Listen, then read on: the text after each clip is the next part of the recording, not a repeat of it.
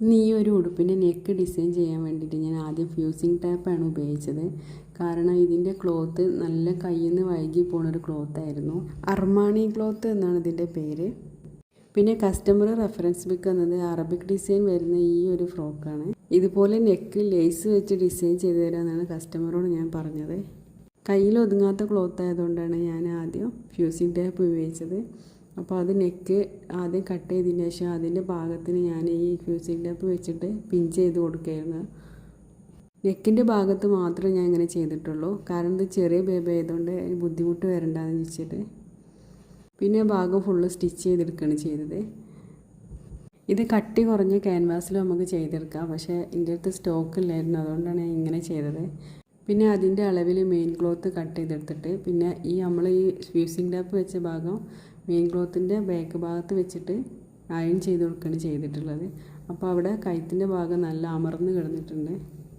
പിന്നെ ഞാൻ നെക്കൊക്കെ കട്ട് ചെയ്തതിന് ശേഷം വേറൊരു ലൈനിങ് കൂടി ഇട്ടിട്ട് സാധാ പോലെ നമ്മൾ കഴുത്ത് സ്റ്റിച്ച് ചെയ്യണ പോലെ സ്റ്റിച്ച് ചെയ്ത് കൊടുത്തിട്ടുണ്ട്. പിന്നെയാണ് ഞാൻ ലേസൊക്കെ വെച്ച് കൊടുത്തത്. നെക്ക് ഫുള്ളായിട്ട് കവർ ചെയ്യാൻ വേണ്ടിയിട്ട് 2 മോഡൽ ലേസാണ് ഞാൻ ഉപയോഗിച്ചത്.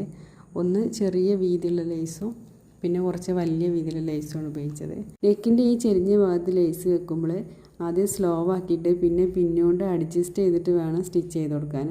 അപ്പോൾ നെക്ക് നല്ല ഫിനിഷിങ്ങിന് കിട്ടും. പിന്നെ ഞാൻ വലിയ ലേസാണ് അതിൻ്റെ സൈഡിൽ വെച്ച് കൊടുത്തത്. അപ്പോഴും ഞാൻ ആ ചെരിഞ്ഞ ഭാഗത്ത് അഡ്ജസ്റ്റ് ചെയ്യാൻ വേണ്ടിയിട്ട് അങ്ങനെയാണ് ചെയ്തത്. പിന്നെ സ്ലീവിലും ലേസ് പിടിപ്പിച്ചിട്ടുണ്ട്. പിന്നെ ആം ഹോളിൽ ഇങ്ങനെ ഒരു ഉരുണ്ട ലേസ് ബാക്കിലും ഫ്രണ്ടിലും ആക്കി പിടിപ്പിച്ചിട്ടുണ്ട്. കാരണം ഡിസൈനിൽ അങ്ങനെയൊക്കെ കണ്ടിട്ടുണ്ടായിരുന്നു, അതുകൊണ്ടാണ് അത് ചെയ്തത്. പിന്നെ ഇതിൻ്റെ കോളറൊക്കെ ഞാൻ ഫുള്ള് ലേസ് കവർ ചെയ്തിട്ട് തന്നെയാണ് ചെയ്ത് കൊടുത്തത്. പിന്നെ ഇതിൻ്റെ ഫൈനൽ ലുക്ക് ഇതായിരുന്നു. പിന്നെ ഇതിൻ്റെ ഫ്രണ്ടിൽ ഞാൻ കുറച്ച് പേളും പിന്നെ ഒരു ചെറിയൊരു ബോയും ചെയ്ത് കൊടുത്തിട്ടുണ്ട്. ഈ ക്ലോത്തിൽ ഡ്രസ്സ് ചെയ്തെടുത്തപ്പോൾ നല്ല ഭംഗിയുണ്ടായിരുന്നു. ഇതിൻ്റെ കൂടെ ഈ മാച്ച് ചെയ്യുന്ന ലേസ് കൂടി വന്നപ്പോൾ നല്ല ഭംഗിയിൽ കിട്ടിയിട്ടുണ്ട്. പിന്നെ ബോട്ടം പാർട്ടിലും ഞാൻ ലേസ് പിടിപ്പിച്ച് കൊടുത്തിട്ടുണ്ട്. പിന്നെ ഇതിൻ്റെ കൂടെ ഇതേ ലേസ് വെച്ചൊരു ക്യൂട്ടായിട്ടുള്ളൊരു ഷൂവും പിന്നെ ഹെയർ ബാൻഡും ചെയ്തിട്ടുണ്ട്. അപ്പോൾ ഇതിൻ്റെ ഫൈനൽ ലുക്ക് ഇഷ്ടപ്പെട്ടാൽ ഒന്ന് കമൻറ്റ് ചെയ്യണേ. പിന്നെ 1 ഇയർ ബേബിക്ക് ഇതിൻ്റെ റേറ്റ് വരുന്നത് 1050 ആണ്.